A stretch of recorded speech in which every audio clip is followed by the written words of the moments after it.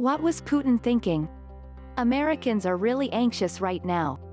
Anyway, in recent days, in the Mediterranean in the Western Hemisphere, in the Western Pacific in the Eastern Hemisphere, and in the 6th and 7th Fleet of the United States Navy, they have almost clashed with the Russian army. The latest one was on Friday, the first day of Dragon Boat Festival short holiday in China, in the Western Pacific.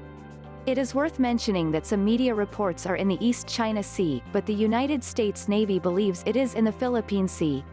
According to the U.S. Navy, at that time, the cruiser, Chancellorsville, of the U.S. 7th Fleet was cruising at a steady speed and recovering helicopters, and the Russian destroyer, Admiral Vinogradov, suddenly cut in from the rear. Recently, the two warships were only 15 to 30 meters apart. You can imagine that two behemoths are only 15 meters away at sea. The situation was so dangerous that according to the U.S. side, the U.S. ship had to start all its engines and retreat at full speed in order to avoid the collision between the two warships at sea. As a result, the United States alleges that 1. The practice of the captain of a Russian warship is very irresponsible. 2. The dangerous practices of the Russian army have exposed that the country is not worthy of trust, the United States should continue to defend freedom of navigation, and so on. What does Russia think? Russia has decisively rejected the U.S. allegations and filed a series of countercharges. The Russian Pacific Fleet said in a statement that the U.S. cruiser, Chancellorsville, suddenly cut into the fairway of the Russian warship and that the Russian side was forced to carry out emergency maneuvers in order to avoid a collision. After the incident, the Russian side protested to the U.S. warship command in the international band. That is to say, it was your U.S. warship that provoked you first, and if it had not been for the timely response of the Russian warships, everyone would have kissed them at sea. What is interesting is that the U.S. side then posted photos and videos of the scene. On the left is the Russian warship and on the right is the U.S. warship. You can see the white spray behind the Russian warship, indicating the trajectory of the emergency turn of the Russian warship. Photos of the U.S. military also show that on the flight deck of a Russian warship helicopter, Russian soldiers were wearing underwear and sunbathing naked at the critical time of the collision. Russians are really big, Americans are really thin. But it is clearly unusual for two foreign warships to travel thousands of miles to the Western Pacific and to almost collide with each other in the vast sea. 2. To the anxiety of Americans, just a few days ago, a similar incident took place in the Mediterranean. This time the protagonist is the 6th Fleet, almost colliding with two fighters. According to the allegations of the U.S. 6th Fleet, the US P-8A reconnaissance plane flying in the international airspace of the Mediterranean Sea was intercepted 3 times by Russian Su-35 fighter planes within 175 minutes last Tuesday. According to this statement, 1.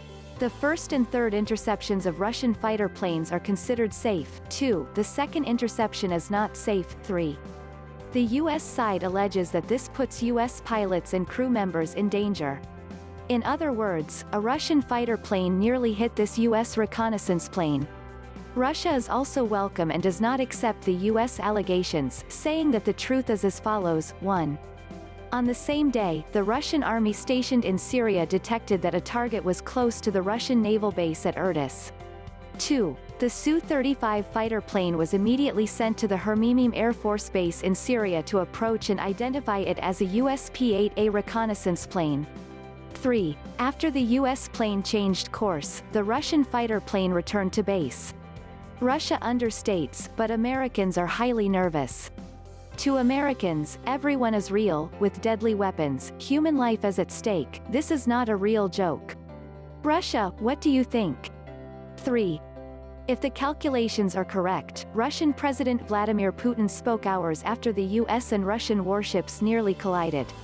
At the St. Petersburg International Economic Forum, according to Russian media reports, Putin battered the United States 7 times.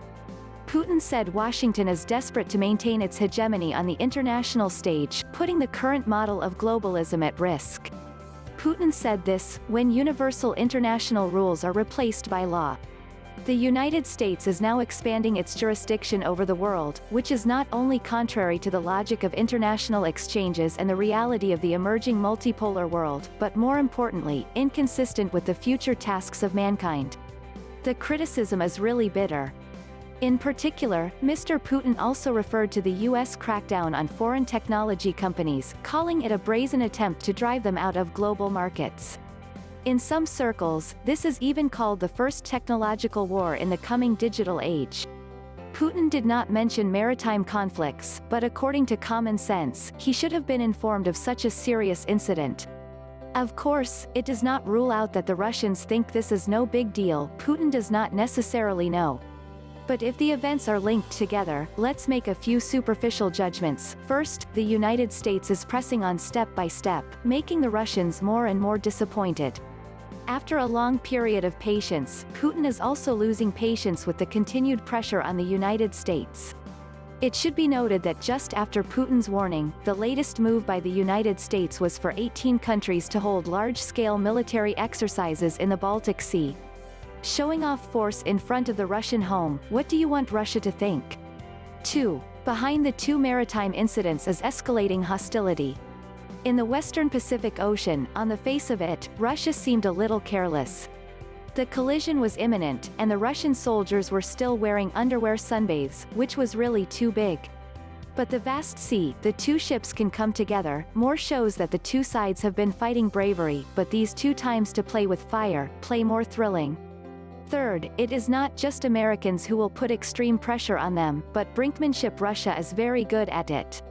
The Americans are conceited, deploying troops around the world and claiming freedom of navigation everywhere, but Russia is also becoming more and more powerful, laying out hard steel in the Western Pacific and the Mediterranean. Isn't this another brinkmanship? Extreme pressure? I have to say, in the military field, the main players are the United States and Russia. Russia is really hard enough, a lot of extreme action, but this should be only the prologue. Do not rule out the next more dramatic scene. After all, Russia is really in a hurry, ordered to take the initiative to collide. The Russians are not undone.